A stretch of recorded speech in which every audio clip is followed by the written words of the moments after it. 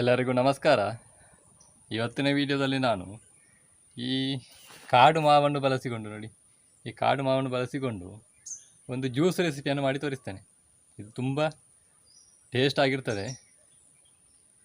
ಬನ್ನಿ, ಇವಾಗ ನಾನಿಲ್ಲಿ ಜ್ಯೂಸ್ ರೆಸಿಪಿ ಮಾಡಲಿಕ್ಕೆ ಈ 4 ಕಾಡು ಮಾವನ್ನು ತಗೊಂಡಿದ್ದೇನೆ. ಬನ್ನಿ, ಇವಾಗ ಅದನ್ನು ಚೆನ್ನಾಗಿ ನೀರಾಕಿ ತೊಳ್ಕೊಳ್ವಾ.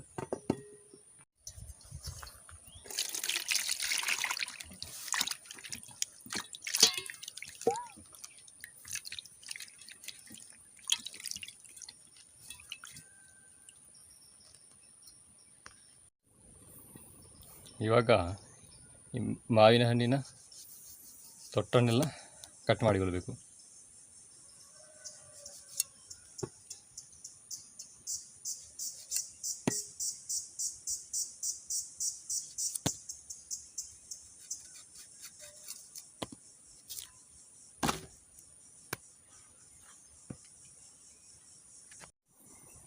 ಇವಾಗ ಈ ಮಾವಿನ ಹಣ್ಣಿನ ಸಿಪ್ಪೆಯನ್ನೆಲ್ಲ ಬಿಡಿಸಿಕೊಳ್ಬೇಕು.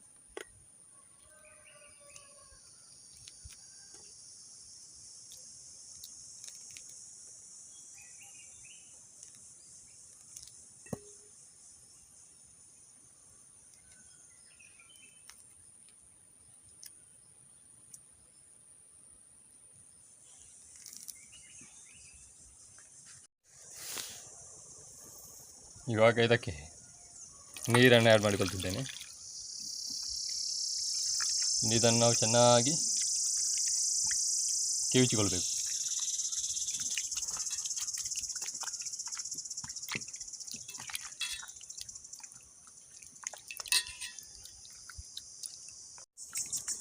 ನೋಡಿ, ಚೆನ್ನಾಗಿ ಕಿವುಚಿಕೊಂಡಿದ್ದೇನೆ.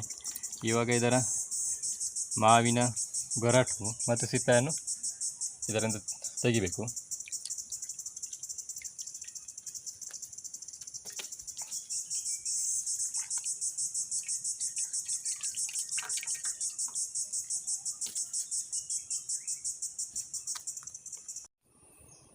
ಇವಾಗ ನಾನು ಒಂದು ಲಿಂಬೆಯನ್ನು ಕಟ್ಟು ಮಾಡಿ ಅದಕ್ಕೆ ರಸವನ್ನು ಹಿಂಡಿಕೊಳ್ತೇನೆ.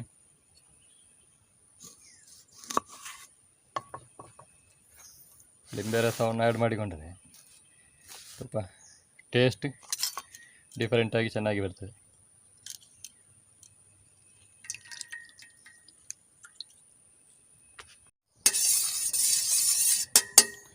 ಇವಾಗ ನಾನಿದಕ್ಕೆ ನೋಡಿ 1 ಟೀ ಸ್ಪೂನ್ ಆಗುವಷ್ಟು ಕಾಮಕಸ್ತೂರಿ ಬೀಜ, ಈ ತಂಪು ಬೀಜವನ್ನು ನಾನು ಮೊದಲೇ ನೆನೆ ಹಾಕಿದ್ದೆ.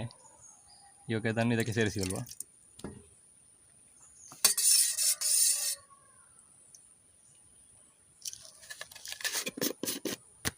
ಇದಕ್ಕೆ ನಾನು ಚಿಟಿಕೆ ಉಪ್ಪನ್ನು ಆ್ಯಡ್ ಮಾಡಿಕೊಳ್ತಿದ್ದೇನೆ.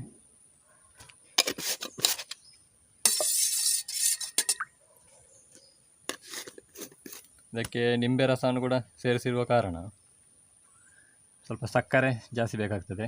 ಒಂದು 8 ಟೀ ಸ್ಪೂನ್ ಆಗುವಷ್ಟು ಸಕ್ಕರೆ ಹಾಕಿಳ್ತಿದ್ದೇನೆ.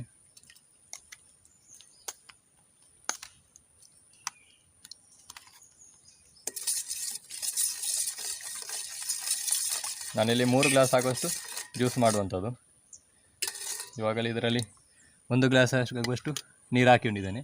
ಇನ್ನು 2 ಗ್ಲಾಸ್ ಆಗುವಷ್ಟು ನೀರನ್ನು ಇದಕ್ಕೆ ಆ್ಯಡ್ ಮಾಡಿಕೊಳ್ಬೇಕು.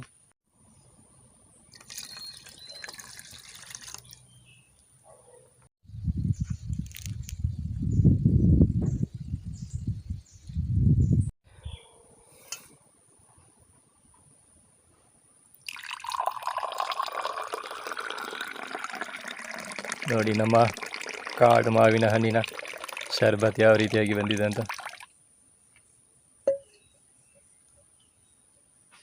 ತುಂಬಾ ಸೂಪರಾಗಿ ಬಂದಿದೆ.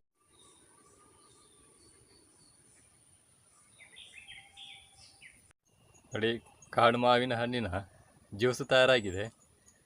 ಇವಾಗ ನಾವು ಯಾವ ರೀತಿಯಾಗಿ ಟೇಸ್ಟ್ ಬಂದಿದೆ ಅಂತೇಳಿ ಜ್ಯೂಸನ್ನು ಕುಡಿದು ನೋಡುವಲ್ಲ.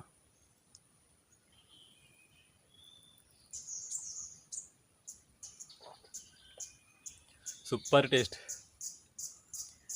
ಸ್ವಲ್ಪ ಹುಳಿ ಹುಳಿಯಾಗಿ, ಸ್ವಲ್ಪ ಸ್ವೀಟ್ ಜೊತೆಗೆ ನಾವು ಇದಕ್ಕೆ ತಂಪು ಬೀಜವನ್ನು ಕೂಡ ಆ್ಯಡ್ ಮಾಡಿದ್ದೇವೆ, ಕಾಮಕಸ್ತೂರಿ ಬೀಜ. ಹಾಗೆ ಕುಡಿಯುವಾಗ ಒಂದು ತಂಪಾದಂಥ ಒಂದು ಅನುಭವ ಕೂಡ ಆಗ್ತದೆ.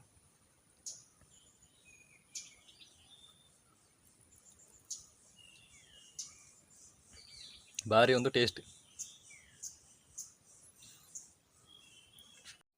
ಹಾಗೆ ನಿಮಗೆ ಇವತ್ತಿನ ವಿಡಿಯೋ ಇಷ್ಟ ಆಗಿದ್ದರೆ ವಿಡಿಯೋಗೊಂದು ಲೈಕ್ ಮಾಡಿ, ಶೇರ್ ಮಾಡಿ, ನಿಮ್ಮ ಅನಿಸಿಕೆ ಅಭಿಪ್ರಾಯ ಏನಿದ್ರು ಕಮೆಂಟ್ ಮಾಡಿ ಅಂತ ಹೇಳುತ್ತಾ ಇವತ್ತಿನ ವಿಡಿಯೋವನ್ನು ಇಲ್ಲಿಗೆ ಕೊನೆಗೊಳಿಸ್ತಿದ್ದೇನೆ. ಮುಂದಿನ ವಿಡಿಯೋದಲ್ಲಿ ನಿಮ್ಮೆಲ್ಲರನ್ನು ಭೇಟಿ ಮಾಡುತ್ತೇನೆ ಅಂತ ಹೇಳುತ್ತಾ ಅಲ್ಲಿಯವರೆಗೆಲ್ಲರಿಗೂ ನಮಸ್ಕಾರ.